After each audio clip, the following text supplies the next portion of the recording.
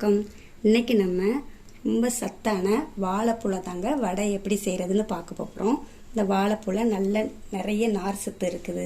Sugar உள்ளவங்களாம் இதை சாப்பிட்டு வந்தால் உடம்புக்கு அவ்வளோ நல்லதுங்க. இந்த சத்தான வடையை ரொம்ப சிம்பிளாக வாங்க எப்படி செய்கிறதுன்னு பார்க்கலாம். ஒரு மீடியம் சைஸ் வாழைப்பூவை நல்லா க்ளீன் பண்ணிவிட்டு பொடிசாக கட் பண்ணி 1 கப் அளவுக்கு எடுத்து வச்சுருக்கேங்க. இப்போ இது ஒரு ஓரமாக இருக்கட்டும். 1/4 கிலோ கடலைப்பருப்பை 2 மணி நேரம் நல்லா தண்ணியில் ஊற வச்சு வடிகட்டி எடுத்து வச்சுருக்கேங்க. இப்போது வடைக்கு தேவையான மற்ற பொருட்களை எடுத்துக்கலாம். ஒரு மீடியம் சைஸ் பல்லாரியை பொடிசாக கட் பண்ணி எடுத்து வச்சுருக்கேங்க.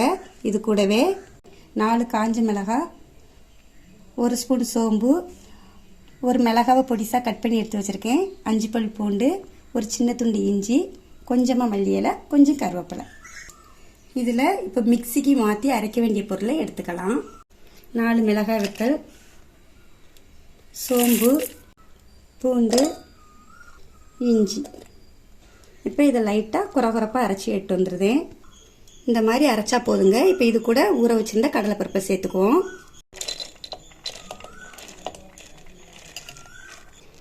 கடலைப்பருப்போட வத்தல் அரைஞ்சி வர கஷ்டமாக இருக்குங்க. அதுதான் ஃபஸ்ட்டே வத்தலை ஒரு ஓட்டு ஓட்டிட்டு அதுக்கப்புறம் கடலைப்பருப்பு சேர்த்துக்கிறோம். இதுலேருந்து ஒரு கைப்பிடி கடலைப்பருப்பு எடுத்து வச்சுருக்கேங்க. இது லாஸ்ட்டில் மாவோட மிக்ஸ் பண்ணும்போது சேர்த்துக்கலாம், நல்லா இருக்குங்க. அதுவும் இந்த அளவுக்கு அரைச்சா போதுங்க. நீங்கள் அரைக்கும்போது ரொம்ப டைட்டாக இருந்ததுன்னா லைட்டாக தண்ணி தெளித்து அரைச்சிக்கோங்க. ரொம்ப தண்ணி சேர்த்துறாதீங்க, அப்புறம் எண்ணெய் குடிக்கும், தட்டி போடுறதுக்கும் கஷ்டமாக இருக்கும். இப்போ இதை ஒரு மிக்சிங் பவுலுக்கு மாற்றிக்கலாம். இப்போ இது கூடவே நம்ம பொடியாக கட் பண்ணி வச்ச வாழைப்பூவையும் சேர்த்துக்கலாம். கூடவே கட் பண்ணி வச்ச வெங்காயம், பச்சை மிளகாய், மல்லி இலை, கருவேப்பிலை, கொஞ்சமாக காயப்பொடி. இது கூடவே நமக்கு எடுத்து வச்ச கடலைப்பருப்பையும் சேர்த்துக்கலாம். இதுக்கு தேவையான அளவு உப்பும் சேர்த்துக்குவோம். இப்போ இது எல்லாத்தையும் நல்லா கையாலே பிசைஞ்சு எடுத்துக்குவோம்.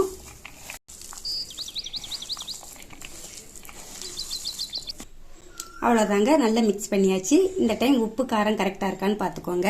இப்படி கடலைப்பருப்பு முழுசாக போட்டால் நம்ம வடை சாப்பிடும்போது வாயில் கடிப்படுங்க. அப்போ ஒரு நல்ல டேஸ்ட் கிடைக்கும். அதுக்காக தாங்க அதை லாஸ்ட்டில் போட்டிருக்குது. இப்போ இந்த மாவை வடைக்கு தட்டி எடுத்துக்கலாம். அவ்வளோதாங்க, எல்லாத்தையும் அழகாக உருண்டை பிடிச்சாச்சு. இது வடைக்கு போடும்போது ஒரு தட்டு தட்டி போட்டுக்கலாம். ஒரு பாத்திரத்தில் எண்ணெய் ஊற்றி வச்சுருக்கேங்க. இப்போ எண்ணெயுமே நல்லா சூடாயிருச்சு. இப்போ வடையை தட்டி போட்டுக்கலாம். ஒரு உருண்டை எடுத்து உள்ளங்கையில் வச்சு லைட்டாக அப்படி ஒரு அழுத்திட்டு அப்படியே போட்டுடலாங்க.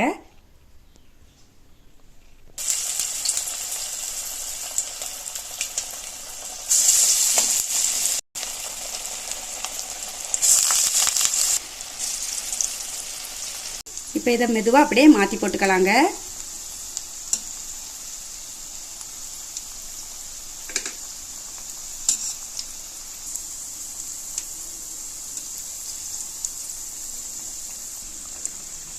மீடியம் ஃப்ளேம்லேயே வச்சு திருப்பி போட்டு எடுத்துக்கோங்க. நல்லா கோல்டன் கலர் வர்றது வரைக்கும் பொரிச்சு எடுத்துக்குவோம்.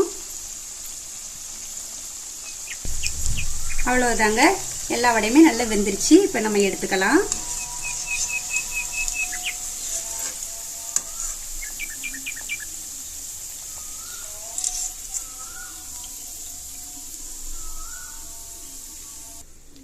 இதே மாதிரி இருக்கிற எல்லா வடையுமே போட்டு எடுத்துக்கலாங்க.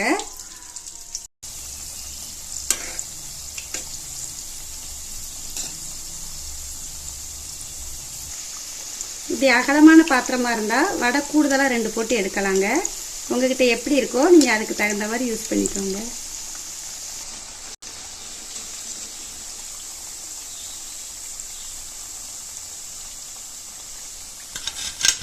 அவ்வளோதாங்க, சூப்பராக எல்லா வடையும் போட்டு எடுத்தாச்சுங்க. இது ஈவினிங் டீ டைமில் வச்சு சாப்பிட அவ்வளோ ஒரு டேஸ்ட்டாக இருக்குங்க. ரச சாதம், சாம்பார் சாதத்தை வச்சு சாப்பிட அவ்வளோ ஒரு அருமையான இருக்குங்க. நீங்களும் இதே மாதிரி உங்கள் வீட்டில் செஞ்சு பாருங்கள். செஞ்சு பார்த்துட்டு எப்படி இருக்குன்னு கமெண்ட்டில் சொல்லுங்கள்.